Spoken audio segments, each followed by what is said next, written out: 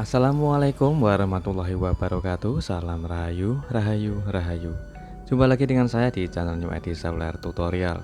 Di kesempatan kali ini saya ada servisan handphone Xiaomi Redmi Note 9 Pro dengan kondisi handphone sebelumnya sudah saya bongkar teman-teman.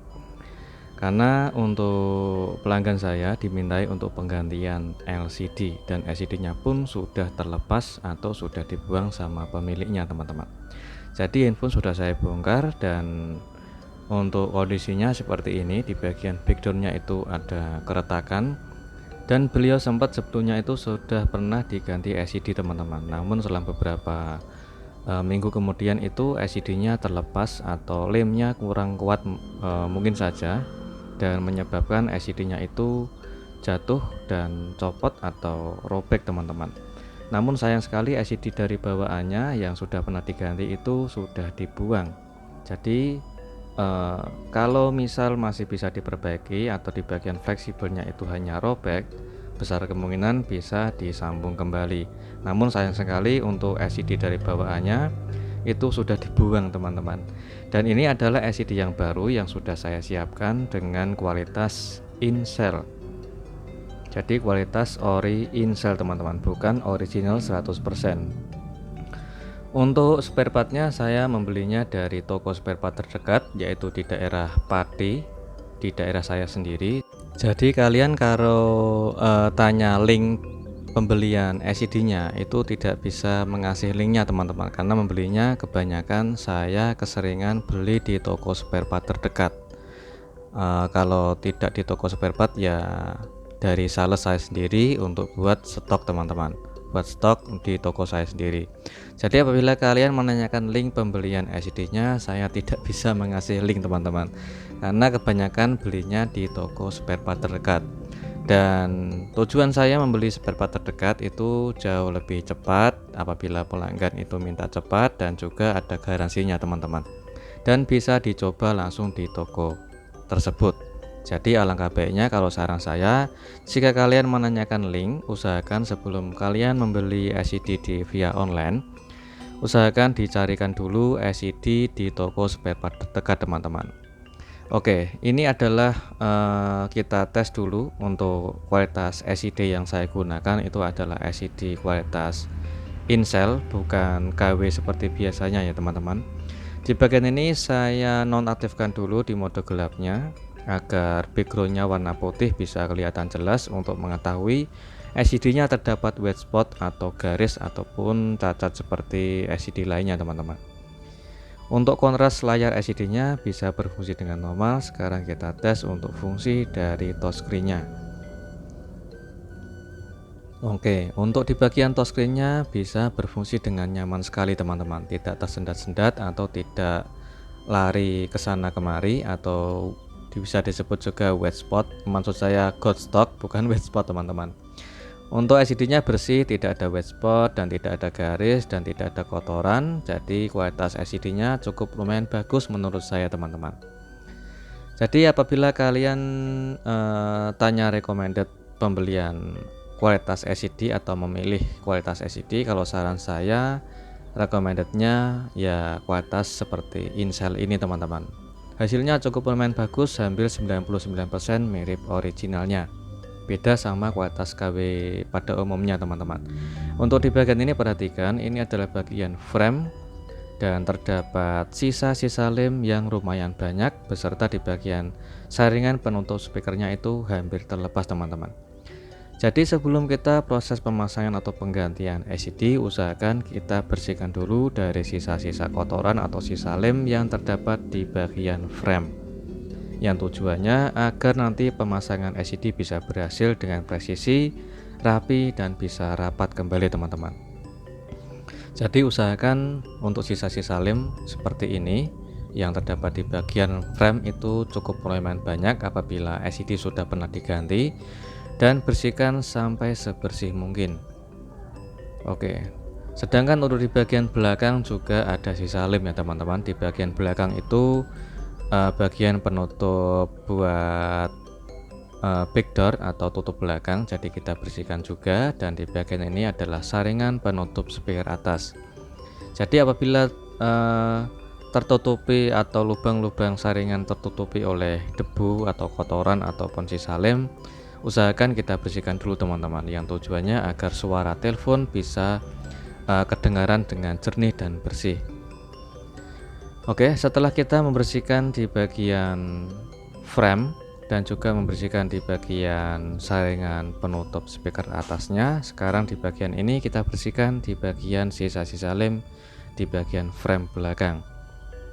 Jadi saran saya usahakan bersihkan sampai sebersih mungkin, yang tujuannya agar pengerjaan bisa bersih, rapi, dan rapat teman-teman. Dan sebelum kita pemasangan LCD, usahakan dicek terlebih dahulu di bagian framenya. Karena untuk frame ini setelah saya cek itu ada bagian yang melengkung atau bengkok, jadi usahakan kita luruskan dulu kondisi framenya teman-teman. Kalau kondisi frame itu melengkung atau bagian ada yang bengkok, jangan dipaksain memasang LCD, yang bisa menyebabkan LCD itu setelah proses pemasangan LCD biasanya terkadang touchscreen-nya ghost atau tidak bisa berfungsi untuk touchscreen-nya, dan juga bisa menyebabkan LCD keluar garis ataupun hal-hal yang tidak kita inginkan seperti LCD cacat teman-teman. Jadi usahakanlah pengerjaan dengan teliti dan hati-hati agar tidak tombok atau tidak rugi dari pemasangan LCD itu sendiri, jadi hasilnya bisa maksimal. Satu kali kerja itu hasilnya bisa rapi teman-teman. Setelah kita pasang untuk penutup speaker saringan atas, selanjutnya saya jelaskan dulu di bagian ini ada bagian lubang kamera depan. Jadi saya siapkan LCD bekas, yaitu untuk mengambil pelindung lubang kamera depannya. Apabila kita paksa terlanjur pemasangan LCD yang menyebabkan biasanya terkadang kameranya itu tembus dari cahaya LCD dan menyebabkan kamera hasilnya itu buram atau kusam teman-teman.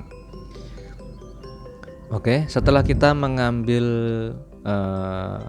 penutup atau pelindung di bagian lubang kamera depan dari LCD bekas, selanjutnya kita presisikan ke lubang kamera LCD Xiaomi Redmi Note 9 Pro ini. Oke, tujuannya agar terhindar dari kamera yang bocor dari layar LCD atau kontras cahaya LCD yang bocor mengenai bagian kameranya. Di bagian ini kita bersihkan dulu, yaitu di bagian segel belakang LCD teman-teman. Tujuannya agar nanti proses pemasangan LCD agar tidak terlihat tebal. Jika belakang LCD itu tidak kita buang atau stiker yang ada di belakang LCD itu tidak kita buang, menyebabkan bagian LCD itu sedikit lebih tebal dan bisa menyebabkan pemasangan tidak rapat. Sedangkan di bagian ini saya melindungi fleksibelnya menggunakan solasi bening biasa, yang tujuannya untuk memperkuat fleksibel LCD-nya.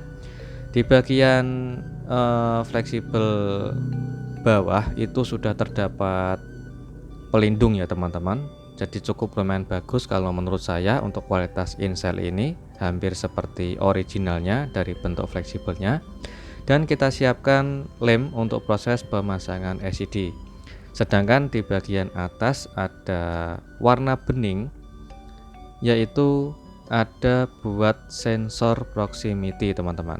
Jadi sensornya sengaja saya menggunakan lem warna bening, dan sedangkan untuk sekeliling layarnya saya menggunakan lem warna hitam. Kenapa tidak saya menggunakan lem di bagian frame? Tujuannya agar pemasangannya lebih rapi saja teman-teman. Jadi menggunakan lem secukupnya saja, sedangkan di bagian tengah frame saya menggunakan double tip yang sedikit atau kecil saja, yang sebagai perekat di bagian tengah layar LCD agar suatu saat nanti bila LCD itu sering jatuh atau handphone sering jatuh, bisa memperkuat LCD-nya tidak mudah terlepas teman-teman. Setelah kita presisikan untuk pemasangan LCD selesai, bisa sambil kita merakitnya, yaitu tujuannya untuk mempercepat pengerjaan. Jadi sambil menunggu lemnya kering, kita bisa sambil merakitnya teman-teman. Oke, kita rakit semua, jangan sampai ada yang lupa. Di bagian itu saya menggunakan pelindung solasi untuk melindungi di bagian fleksibel sidik jari atau fingerprint-nya. Oke, kita rakit kembali dan kita pasang semua skrupnya. Jangan lupa untuk kita kasih segel garansi. Di bagian ini ada backdoor, karena backdoor itu banyak sisa lem yang dulunya pernah diganti SID dan sudah pernah diservis, otomatis masih ada sisa lem yang terdapat di bagian backdoor. Setelah kita bersihkan sisa lem di bagian backdoor, kita proses pemasangan backdoornya dan kita gunakan lem secukupnya saja teman-teman. Oke, lalu kita presisikan backdoornya dan kita sambil menunggu lemnya kering, kita bisa menggunakan gelang karet sebagai perekat untuk merapatkan pemasangan SID beserta merapatkan pemasangan backdoornya. Oke, sambil kita nyalakan infonya untuk mengetahui kualitas SID-nya masih bisa menyala dengan normal. Sambil saya koneksikan menggunakan charger karena baterainya hampir habis teman-teman. Oke, sambil kita menunggu lemnya kering, kita bisa sambil mengetes ulang untuk kualitas touchscreen beserta SID-nya masih bisa berfungsi dengan nyaman atau tidak teman-teman. Oke, setelah menunggu beberapa menit kemudian untuk lemnya sudah kering dan di bagian ini karena backdoornya itu retak atau pecah, pelanggan tidak mau dimintai untuk penggantian backdoornya, hanya cukup untuk mengasih pelindung di bagian backdoornya atau di bagian pelindung stiker backdoornya. Oke, setelah kita pasang tempered glass dan ini adalah hasil akhirnya setelah proses penggantian SID selesai teman-teman. Oke, kita cek ulang untuk mengetahui kondisi kualitas hasil akhir dari proses pemasangan SID. SID-nya kembali terpasang dengan rapat, rapi, dan di bagian kamera depan juga tidak ada cahaya yang bocor yang bisa menyebabkan kamera hasilnya buram atau kusam. Untuk di bagian frame sudah kembali lurus ya teman-teman, sudah kembali lurus dan presisi, dan saya matikan mode gelapnya dulu untuk mengetahui SID-nya ada white spot atau tidak, dan alhamdulillah terpasang dengan bagus, rapi, bersih, dan touchscreen-nya bisa berfungsi dengan sangat normal sekali. Tinggal kita tes untuk kualitas kameranya dan ini adalah hasil dari kualitas kamera menggunakan SID kualitas Incel teman-teman. Untuk saya zoom, alhamdulillah dengan hasil yang bagus, jernih, dan di bagian kamera depan juga hasilnya sangat jernih dan bersih teman-teman. Tidak ada cahaya yang bocor yang mengganggu hasil kamera depan.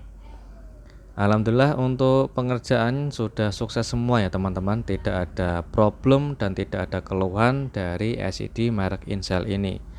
Kualitasnya cukup lumayan bagus untuk kualitas SID merek Incel ini kalau menurut saya. Kalau kalian ya bisa komen di kolom komentar apabila ada perbedaan pendapat. Semoga bermanfaat dan jumpa lagi di tutorial berikutnya. Assalamualaikum warahmatullahi wabarakatuh.